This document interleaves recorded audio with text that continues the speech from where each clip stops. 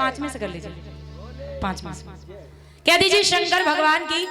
और आदरणीय हमारे प्रधान जी कहाँ हैं? प्रधान जी कहाँ चले गए? अगर आदरणीय प्रधान जी हमारी आवाज सुन रहे हैं तो जरा दरबार में आए। और वो जो भैया काफी देर से परेशान हो रहे थे, कुछ नया नहीं सुनाया, अगर वो, उनका नाम क्या है, वो बड़ा गुस्सा कर रहे थे डांस, अगर वो हैं कहीं तो आकर के बैठ जाएं। नया सुनने की आपकी भी इच्छा है, हमारी भी बहुत कुछ सुनाने की इच्छा है, लेकिन बहुत कुछ नहीं सुना पाएंगे। लेकिन जितना सुना पाएंगे इस बात का दावा है कि आपके दिलो दिमाग को अगर बैठ जाए तो मेरे लिए नहीं, इस मैया के लिए तालियों का आशीर्वाद जरूर दीजिएगा। कह दीजिए सच्चे दरबार की, कह दीजिए शंकर भगवान की जय। देखिए अब आपको बड़े ध्यान से सुनना है, न ताली बजानी है न बातचीत करनी है। भोले बाबा से एक दिन गौरा मैया ने एक सवाल किया कि भोलेनाथ एक बात बताइए, आप नशा क्यों करते हैं? इनको भैया को देखो, उठा दो जरा इन्हें। अब जाग मुसाफिर, सवेरा हो गया भैया, उठ जाओ उठ जाओ उठ जाओ। बड़े पढ़े लिखे मालूम पड़ते हो, बड़े अच्छे घर से, जरा बैठ जाओ। हाँ सुबह की वेला है, प्रसाद में सेब और केला है, टेंशन ना लो, बैठ जाइए बैठ जाइए।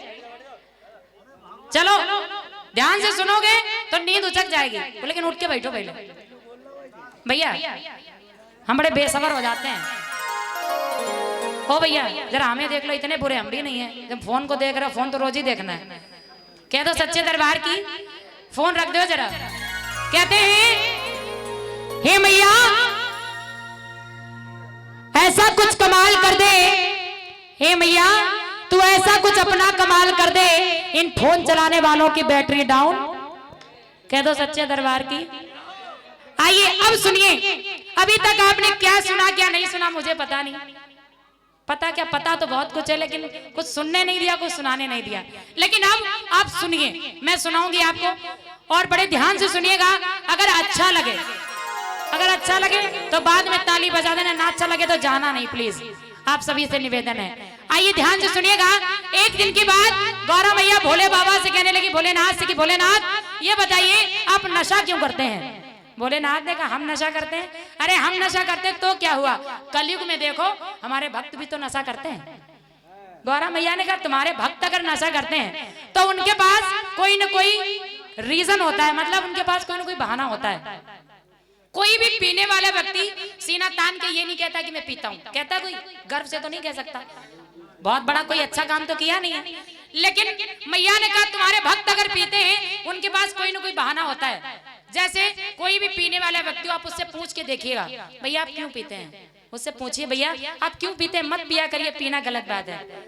तो पहला जवाब तो ये उनका होगा रोज थोड़ी ना पीते हैं, रोज नहीं पीते, कभी कभी दोस्त नहीं मानते तो पार्टी शार्टी में थोड़ी सी ले लेते हैं। एक दिन क्या, अक्सर रोज ही ज्यादातर हम लोगों को देखने को मिलता है, क्योंकि हम लोगों का जाने आने का ही काम जो रहता है। एक दिन में ऐसे ही जा रही थी, मैंने देखा रोड के किनारे नाली के पास एक महान सज्जन पड़े हुए थे, कुत्ते मुंह चाट रहे थे, मक्खियां बन बना रही थी। बड़ी मुश्किल में उन्हें होश में लाया गया और उनसे कहा भैया इतनी क्यों पीते हो?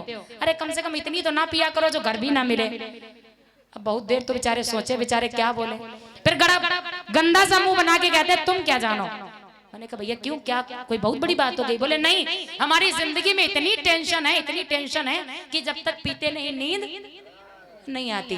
तो भोले बाबा ने कहा जब वो टेंशन में पी सकते तो हम काहे नहीं। गौरा मैया ने कहा तुम्हें कौन सी टेंशन लग गई भाई, अगर वो खुशी में पीते हैं तो तुम्हें कौन सी खुशी मिल गई, कौन सी खुशी में पीते हो? और गम की बात करो तो कौन सा गम लगा? भोलेनाथ ने कहा मानोगी नहीं। बोले आज तो बताना ही पड़ेगा। भोलेनाथ ने कहा गौरा तो मैं तुम्हें बताता हूँ कि मैं क्यों पीता हूँ। मेरी जिंदगी में ऐसे ऐसे गम आए जिन्होंने मुझे पीनी सिखा दी, और कैसे पीनी सिखा दी, और कौन कौन से कारण बने हैं मेरी जिंदगी में नशा करने के।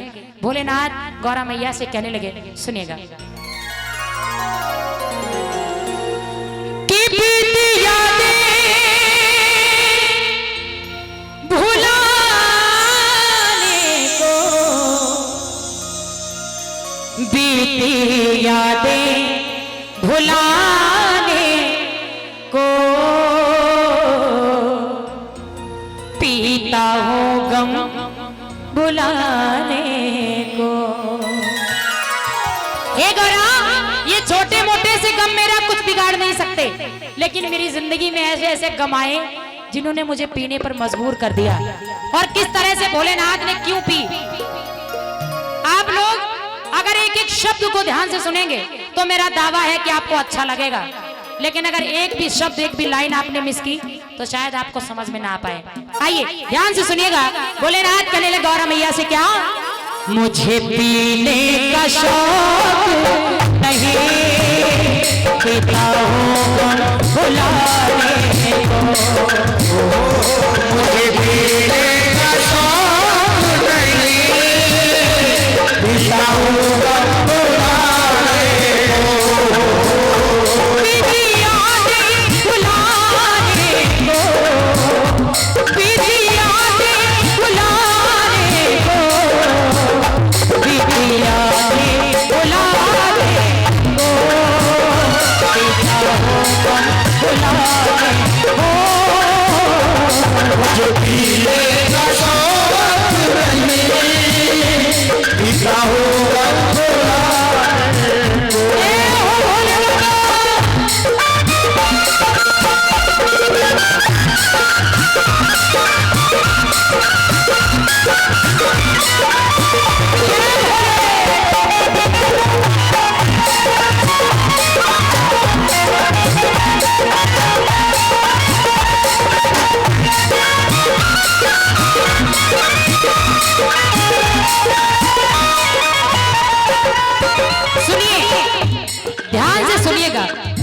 भोलेनाथ ने कहा गौरा सुनो, मेरी जिंदगी का पहला गम कब,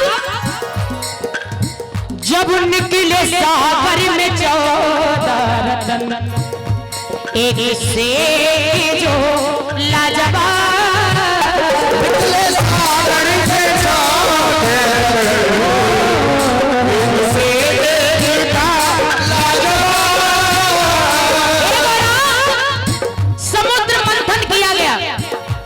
समुद्र मंथन में 14 रत्न निकले, जिन रत्नों में अमृत भी था, विष भी था, मणियां भी थी। तो किसी को तो मणियां बांटी गई और किसी को अमृत पिलाया गया, बचा मैं सो मुझे विष दिया गया। निकले सागर में 14 एक से जो लाजवाब,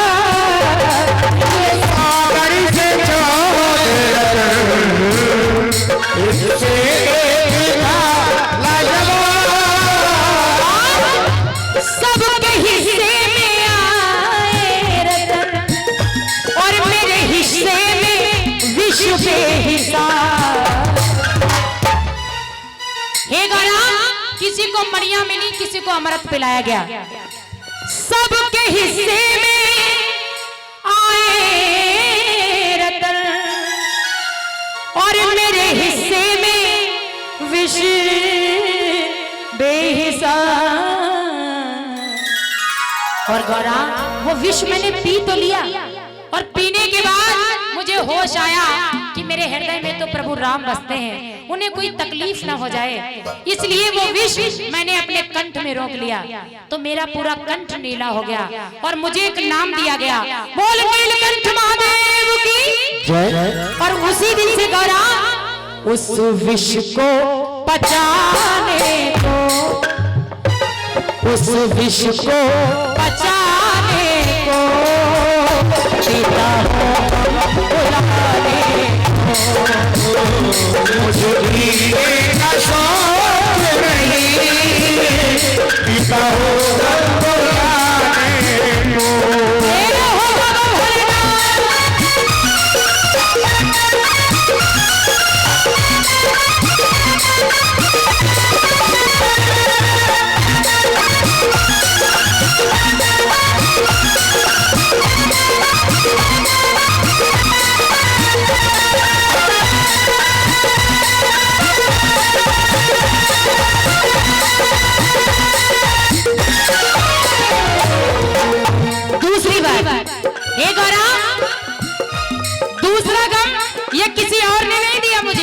बल्कि तुम्ही ने दिया, मैंने दिया?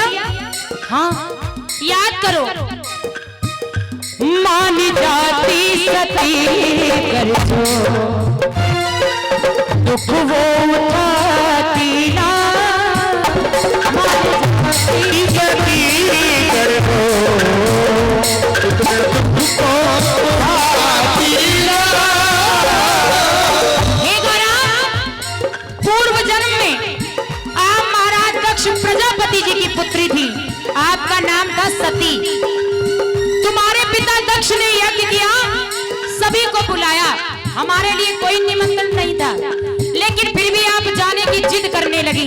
मैंने बहुत समझाया था, लेकिन नहीं माने। गई वहां पर, और जब आपका अपमान हुआ, मेरा अपमान हुआ, तो आपने एक पल भी ना लगाया, क्रोधाग्नि में अपने शरीर को जला दिया। एक बार क्या मेरा ख्याल आया था? अगर मेरा ख्याल आया होता तो मेरा बसा बसाया घर ना उजड़ता, क्योंकि आप भी जानती हैं कि बिना शक्ति के शिव अधूरे हैं, और जब शक्ति ही नहीं तो शिव का क्या अस्तित्व था। और जब मैंने सुना कि आप मुझे छोड़कर चली गई, तो मैं तो मानो टूट सा गया था, बिखर सा गया था। हे सती, याद करो उस समय को। अगर एक बार मेरा ख्याल तुम्हारे दिल में आ गया होता तो मेरा बसा बसाया घर कभी ना उजड़ता। और कहने लगे भोलेनाथ, क्या मुझे तेरी मोहब्बत का सहारा मिल गया होता, मुझे तेरी मोहब्बत का सहारा मिल गया होता। अगर तूफान नहीं आता, अगर तूफान नहीं आता, किनारा मिल गया होता, मुझे तेरी मोहब्बत का सहारा मिल गया होता। दिल जब से टूट गया, दिल जब से टूट गया, कैसे कहे कैसे जीते, कभी ज्यादा कभी कम पीते, कभी ज्यादा कभी कम पीते, कभी ज्यादा कभी कम, क्योंकि मैं तो मर मर के जीने लगा हूँ, मैं तो मर मर के जीने लगा, तेरी चाहत में पीने लगा हूँ, तेरी चाहत में पीने लगा हूँ, मैं तो मर मर के जीने लगा हूँ, तेरी चाहत में पीने लगा हूँ, तेरी चाहत में पीने लगा हूँ। इसीलिए याद करो सती, मान जाती सती जो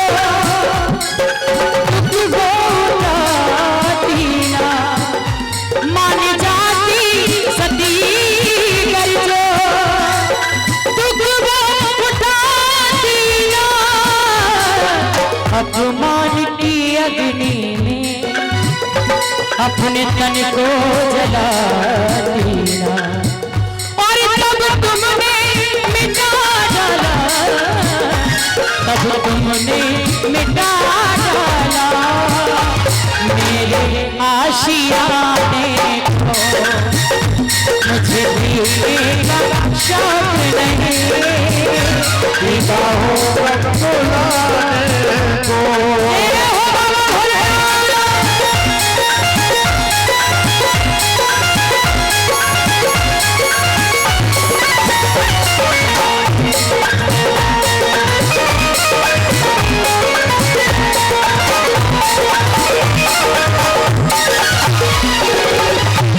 भजन की अंतिम लाइनें हैं, गौर करिएगा। हे गौरा, सुनो मेरी जिंदगी का सबसे बड़ा गम, अपनी माँ को किया था भस्म, धर्म संकट था मेरे साथ, अपनी माँ को किया था भस्म, धर्म संकट था मेरे साथ। हे गौरा, एक बार तो मैंने अपनी माँ को ही भस्म कर दिया। गौरा मैया बोली आपकी माँ? मैंने तो कभी देखी नहीं। भोलेनाथ ने कहा हे गौरा, ऐसा तो कोई नहीं जिसकी माँ ना हो, क्योंकि गौरा जब इस दुनिया में कुछ भी नहीं था, ये पृथ्वी जलमग्न हुआ करती थी, तब इस दुनिया में सबसे पहले माँ का प्रादुर्भाव हुआ। वो माँ सबसे पहले एक विंदु के रूप में, विंदु से एक ज्योति के रूप में, और ज्योति से एक 10 भुजाओं वाली माँ प्रकट हुई, जिस माँ के 10 भुजाएं थी और 3 नेत्र थे। माँ ने अपनी शक्ति से 3 देवताओं को उत्पन्न किया, जिनका नाम रखा गया ब्रह्मा, विष्णु और महेश। मैया सबसे पहले ब्रह्मा जी के पास पहुंची और कहने लगी बेटा तुम मेरे साथ विवाह कर लो, क्योंकि हमें सृष्टि का निर्माण करना है। ब्रह्मा जी बोले माँ, एक बेटा अपनी माँ से विवाह कर ले, ये क्या कह रही हो, ये कैसे हो सकता है? जैसे इनकार किया, मैया को क्रोध आ गया। मैया ने अपना तीसरा नेत्र खोला और ब्रह्मा को जला कर भस्म कर दिया। पहुंची विष्णु जी के पास। विष्णु ने भी वही जवाब दिया कि माँ ऐसा कैसे संभव हो सकता है, ये तो धर्म के विपरीत कार्य होगा। मैया ने फिर तीसरा नेत्र खोला और विष्णु को भी भस्म कर दिया। अब बचा कौन? महेश। जैसे मैया आगे बढ़ी, गुस्से में तो मैया पहले से ही थी, जैसे भोलेनाथ की तरफ देखा, भोलेनाथ ने मैया की तरफ देखा, और जब ज्यादा गुस्से में मैया को देखा तो भोलेनाथ को हंसी आ गई और भोलेनाथ मुस्कुराए, और भोलेनाथ मुस्कुराए तो माँ भी मुस्कुरा गई। और जैसे ही माँ मुस्कुराई, मैया ने कहा तुम्हारा क्या जवाब है? भोलेनाथ ने कहा मैया मेरा क्या जवाब है, जो आपका जवाब है वही मेरा जवाब है। लेकिन मैया 2 वरदान चाहता हूँ आपसे। मैया ने कहा मांग लो वरदान। बोले माँ पहला वरदान तो ये दीजिए, मेरे जिन 2 भाइयों को भी आपने भस्म किया है, इन्हें जिंदा कर दीजिए। मैया ने अपनी शक्ति से दोनों को जीवन दान दे दिया। फिर भी भोलेनाथ का कोई खास रिस्पांस नहीं था, चुपचाप खड़े थे। मैया ने कहा अब क्या दूसरा वरदान मांगो? भोलेनाथ बोले मैया नहीं मान रही हो तो दूसरा भी दे दो। क्या मांगा? बोले माँ ये अपनी तीसरी आंख हमें दे दो, ये जो तीसरी आंख तुम माथे पे चिपकाए तुम पे सूट नहीं करती, हमें दो। मैया ने तुरंत अपनी तीसरी आंख ली, भोलेनाथ को दे दी। अब भोलेनाथ हो गए 3 आंखों वाले। फिर भी कोई खास जवाब नहीं, ठीक खड़े। मैया ने कहा क्या हुआ? बोले मैया कलयुग में भक्त जब नया फोन खरीद कर लाते हैं तो उनको भी थोड़ा बहुत समय लगता है फंक्शन समझने में। अब नई नई आंख मिली तो इसका फंक्शन मेरी समझ में तो है नहीं। अब जरा ये तो बताइए ये खुलेगी कैसे, बंद कैसे होगी? मैया सामने से बड़ी खुशी से चली आ रही थी बताने के लिए, और इधर गलती से भगवान भोलेनाथ का तीसरा नेत्र खुल गया और सामने आ रही माँ जल करके भस्म हो गई। आज रोकर भोलेनाथ याद कर रहे हैं मैया को और कहते हैं गौरा मैं वो भागा हूँ, लोगों से सुना है कि माँ बच्चों की जान होती है, माँ बच्चों की जान होती है, और वो होते हैं किस्मत वाले जिनकी माँ होती है। लेकिन मैं वो भागा हूँ हे गौरा अपनी माँ को किया धर्म संकट था मेरे साथ,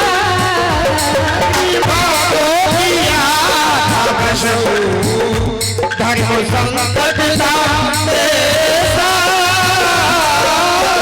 और नाथ कहते हैं लोग मुझे, पर नाथ होकर भी मैं हूँ अनाथ। कोई मुझे भोलेनाथ कहता है, कोई केदारनाथ, कोई अमरनाथ, कोई विश्वनाथ, यानी कितने नाथों से मैं विख्यात हूँ, लेकिन सच्चाई तो यही है कि नाथ कहते हैं लोग मुझे, पर नाथ होकर भी मैं हूँ अनाथ। क्योंकि गौरा मैं भी तरसा हूँ ममता को, मैं भी तरसा हूँ सुने गौरा,